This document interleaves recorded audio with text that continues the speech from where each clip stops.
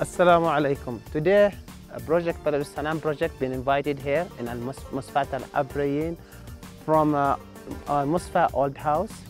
And today, so we just go there to see the house and how it looks. Those guys really work in very, very good effort. As one families work together to help each other. We will try to see how the house is, how the guest house is there. So let's go there. From Ministry of Tourism, this is a very, very good rule just to follow. Please, just as an expat to manage, follow these rules here for the safety and respectful of the area. So as you can see, we just try to follow.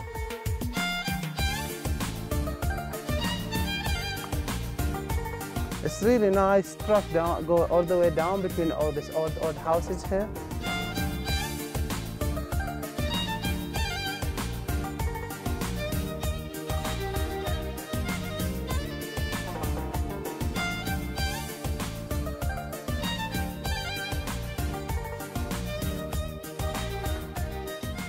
As we can see, we arrived, like after a few minutes just arrived here to the Misfat Old House.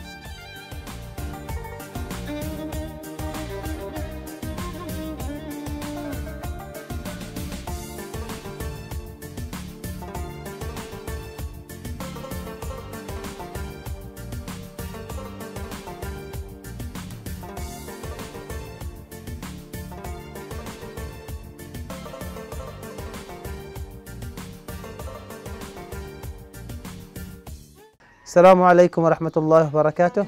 From Al Hamra, Misfat Al Abri, and exactly from Al Misfat Old House. I would like to welcome Mr. Naif Al Abri, and I welcome you to our beautiful village also. Thank you very much. If you said a beautiful village, honestly, it is a beautiful village. And like when you guys invite the Balad Salam project, I was thinking it will be like an old house only. When I came walking here, I see all the sign, the yellow sign. I get like, oh my God, this look like this is nice. This is look, it should be nice. I'll try to put it in my head. As soon as I arrive here, I get surprised. Like you look after every small details to keep it as an old house in a new style. So how the idea come? Actually, it is an old house, and it was the family house, my grandfather's house. And the idea of change it to a guest house came in around 2009 when the whole family moved out to a new village, to the new part of Misfat. We got the idea that we can have it as a guest house for tourists coming here so they can spend the night here.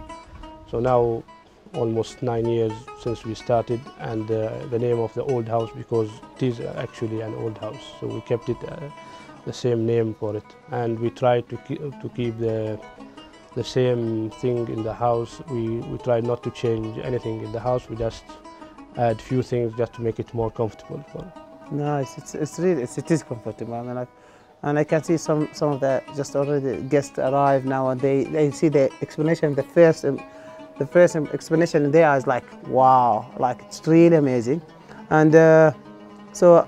I mean, as soon as I arrived here, I was just walk around the village here. I saw there's so many things beauty in the village.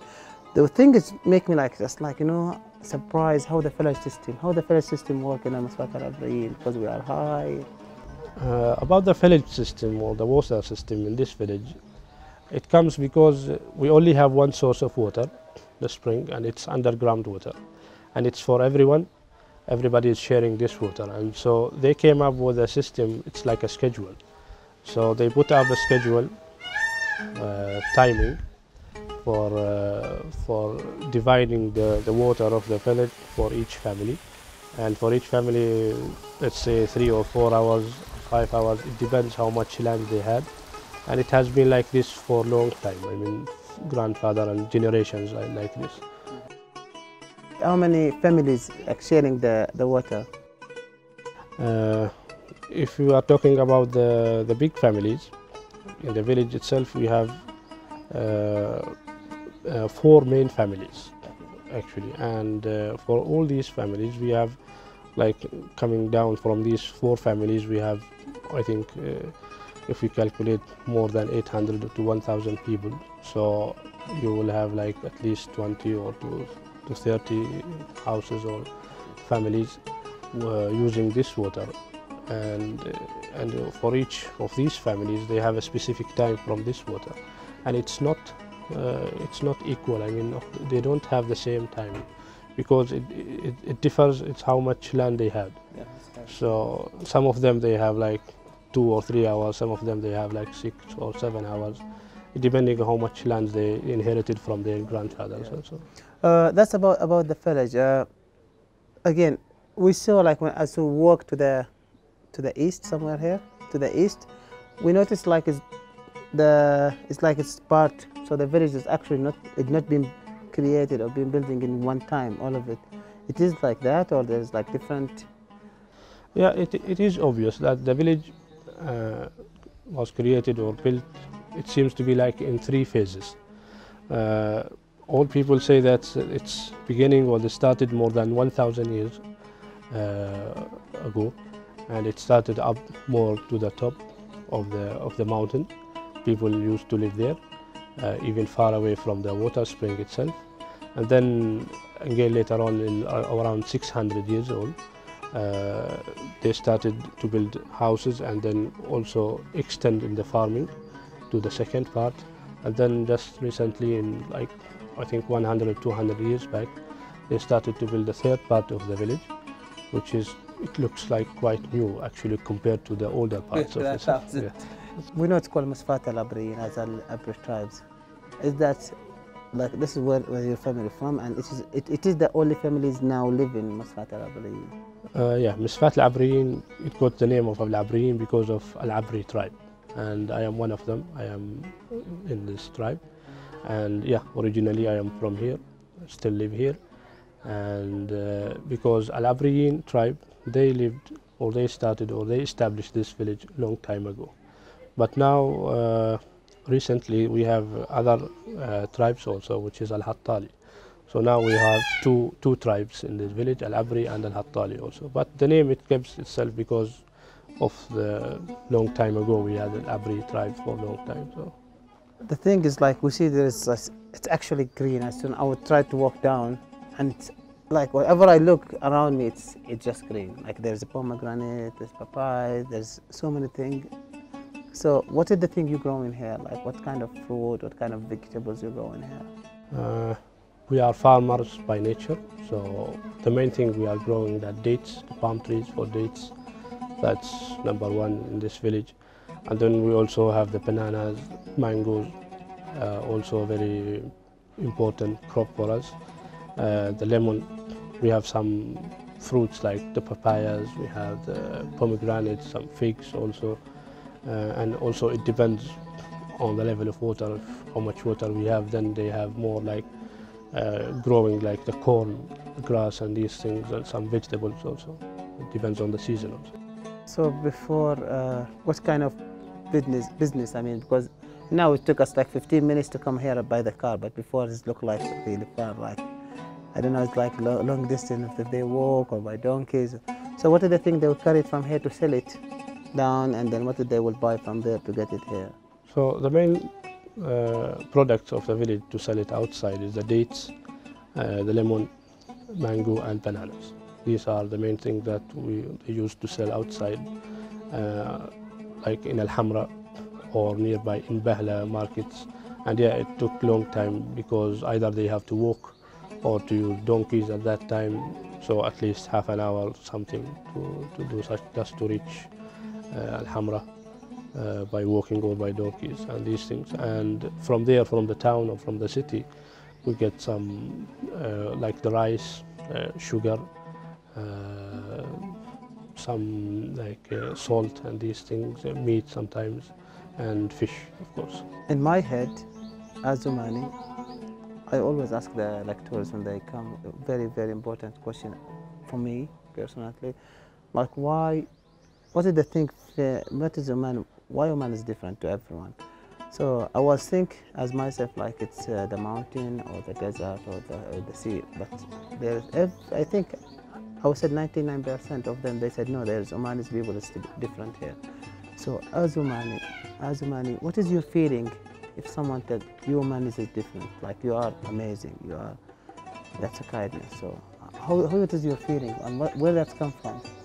I mean, we are proud when we hear such things. I know that all tourists coming to Oman, they are telling us that they are feeling very comfortable. They are very welcomed in the village.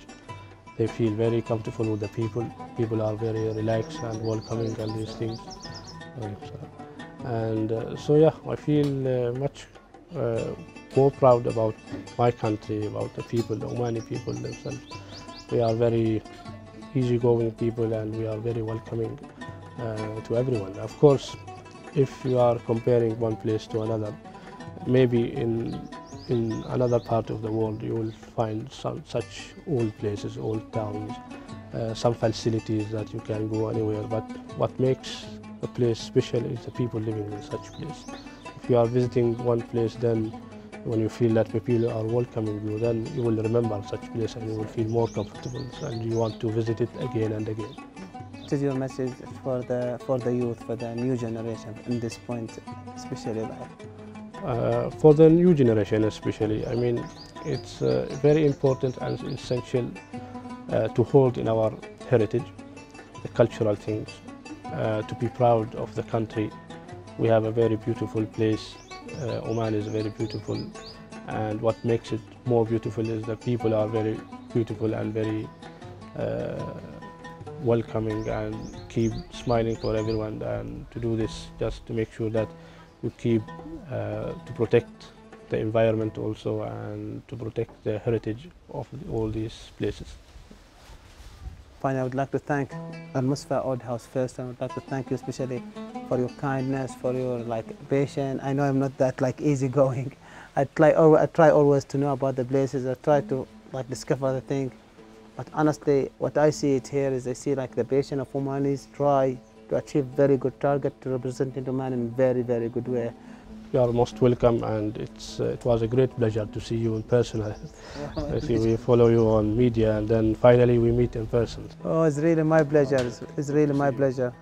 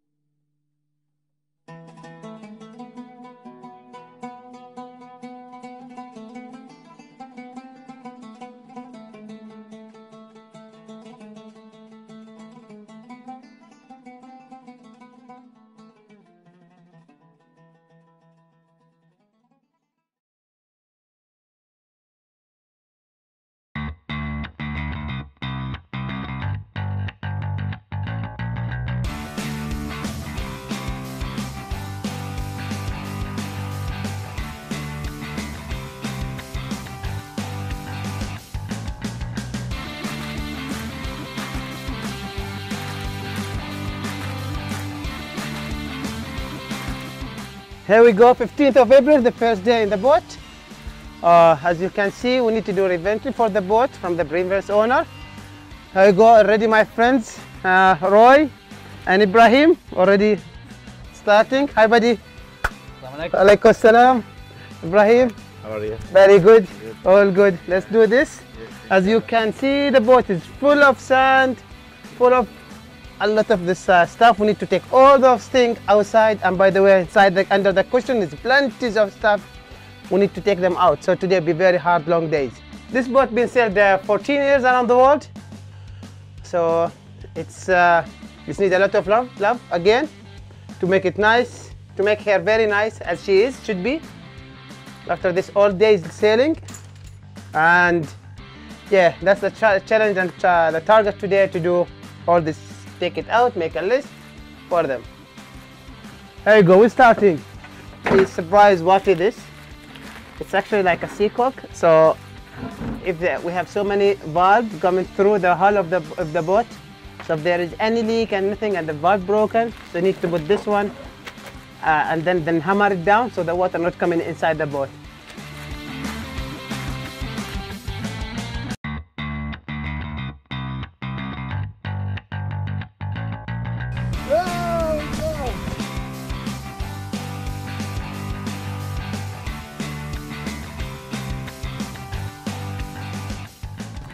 Hello, my name is Roy.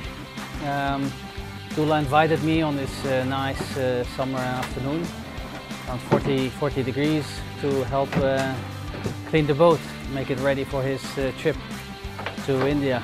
So took us a bit, but we finally got started. So enjoy. I have a little gift for you here. Really? Yes.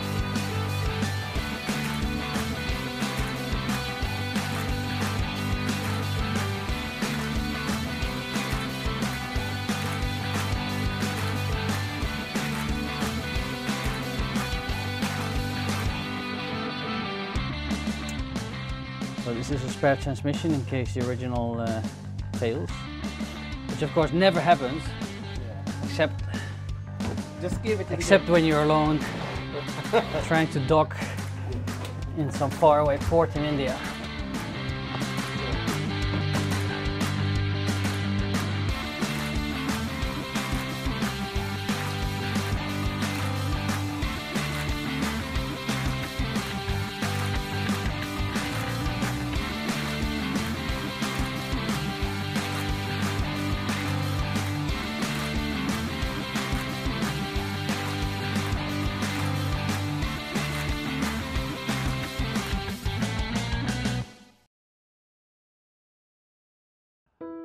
Of April. Wow. After a few hours working, I think in the boat, take most of the stuff, especially from the starboard side or the right side of the boat. I mean, honestly, I appreciate all the teamwork, team effort. The guys done it here and appreciate. So that's very nice salute for you guys. I really proud. And that's what I call it, about teamwork. People understand about the project Balad al-Salam, what's mean. And what is our aim, what is our target. They believe about that. So if you believe about anything in your life, you need to go follow it. Always follow your target. Always try to achieve your target. Try to keep your target very hard, as we're doing in Balad al-Salam. The target is only, the first target is only a small step. And always keep your target big, keep your target great. And that's what we do again in Balad al-Salam. Balad al-Salam is about one thing. How to change people's mentalities about we cannot do it. As everyone we know from about us. If no one can do it, what we say? We can do it. Yeah. That's what we. Please again, guys. If no one can do it, we can do it. Yeah, okay. We must do it. Okay. You always change my mind. Do you need to do something in Arabic about it also, in case? In case. Yeah? Just a little bit. In case, just a bit more. You look at me. You want me to do it? Yeah. I'll get that one. Okay. That's the nice one. Right. Yeah, exclamation. Yeah. Yeah. Okay. So please follow us in social media about Balad al-Salam. Please, if you like this, share it with your friend. Please, if you think what we do is great, as we believe, just think of it, believe of it, and believe about your target, about your achievement in your life, either personal or at work. Have a good evening.